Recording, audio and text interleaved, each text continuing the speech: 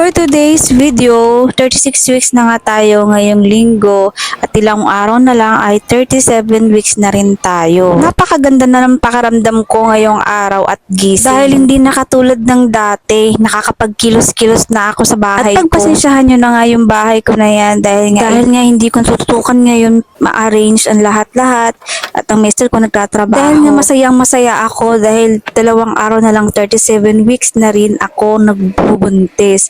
Kaya sasalubungin ko yung 37 weeks na yun na magtatrabaho sa bahay para mabilis tayo manganak. Kaso nga, naglilimit pa rin ako ngayon dahil nga pag matagal na ako naghuhugas, sumasakit na yung balakang ko. At ganun naman daw talaga yung mga sign kapag nasa 3rd semester ka na at malapit ka na manganak. Marami na nagtatanong sa akin kung kailan ako manganak. Minsan, naiinis na ako ng paulit-ulit dahil nga pag nakagtatanong sa akin, nai-excite ako.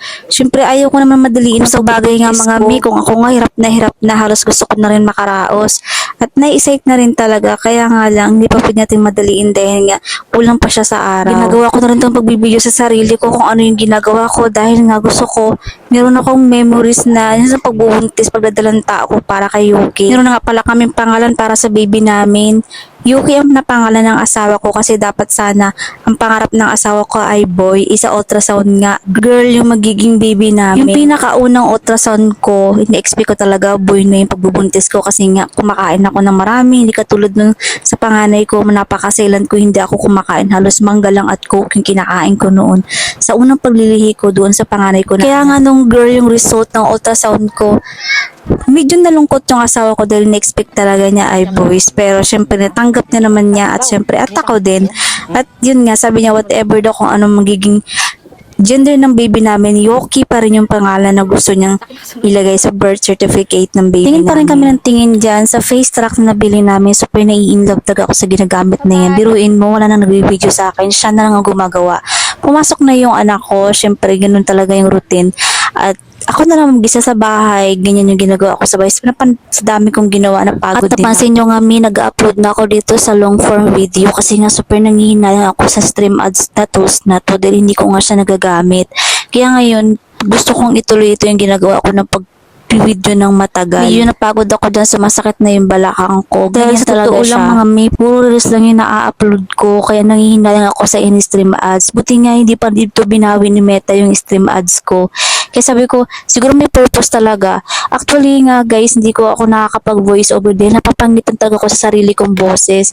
Hindi ko alam, nahihiya ako. Hindi talaga, sa totoo lang, ganda-ganda ako pa nagbo-voice over yung iba. Pero bakit pag sarili ko, naririnig ko, nauumay ako. Ito nga pala yung nabili ko sa Shopee nakaraan na yung nilabahan ng mister ko na sobrang kusot na. Kaya tinanggal ko na lang yung hindi matatagos yung ihi ng baby. Kaya tinanggal ko na lang. Gagawin mister ko kasi nakaraan na naglalaba dahil hindi ako pwedeng mapagod nakaraan. Pero ngayon nakakapaglaba-labanan ako pero iilang mga damit na lang.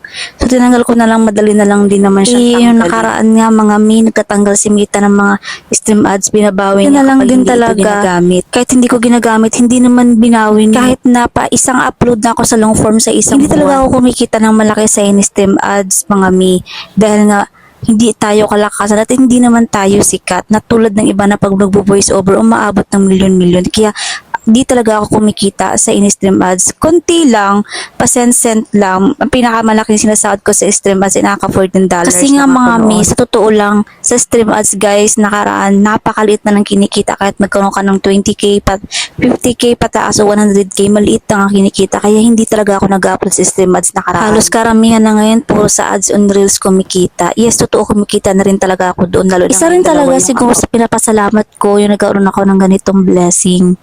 Like, na kahit paano, malaki man o maliit ang kinikita ko, tuloy-tuloy pa ginagawa ko dahil kahit kailan hindi ko talaga naisipan sumuko o huminto pagiging isang content creator.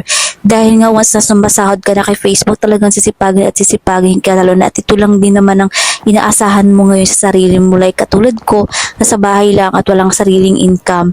Nasa asawa lang talaga ako kumukuha ng pambili namin gamit sa bahay. Super bangong-bango talaga ako sa ginamit ng mister ko sa mga nilabahan niyang baby dress na magiging baby namin.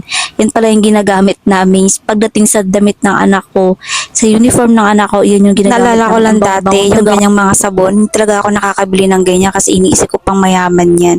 Actually, ngayon yung sumasahod na kay Facebook, nakakabili na ako ng grocery, yung makain makuting-kuting namin sa bahay, nagkakahalaga ng 10k.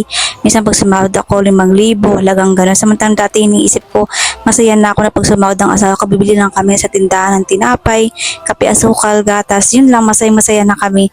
Ngayon, syempre kahit papaano, napoprovidean tayo galing sa taas, at syempre nabibless din talaga tayo dahil hindi tayo timigil at nagsusumika pa rin talaga tayo na papaano makatulong tayo sa mister natin. Super medyo mahaba-haba itong ginagawa kong long form dahil nga gusto ko talaga ngayon, yung goal ko talaga ngayon is yung meron akong alam mo yung memories na balang araw mapapanood din ako ng mga anak ko pag sila nagkaroon talaga ng wastong isip na ito pala kami. Kasi nga iniisip ko balang araw paano ko nga paalisin kami sa lugar na yan dahil hindi namin pag-aari yan dahil yan ay sa tiyahin na yun ng mister ko at kami ay caretaker lang. Naku, kahit ganyan lang yan, super thankful ako dahil ang tagal naming tumira dyan, maliit pa yung anak ko.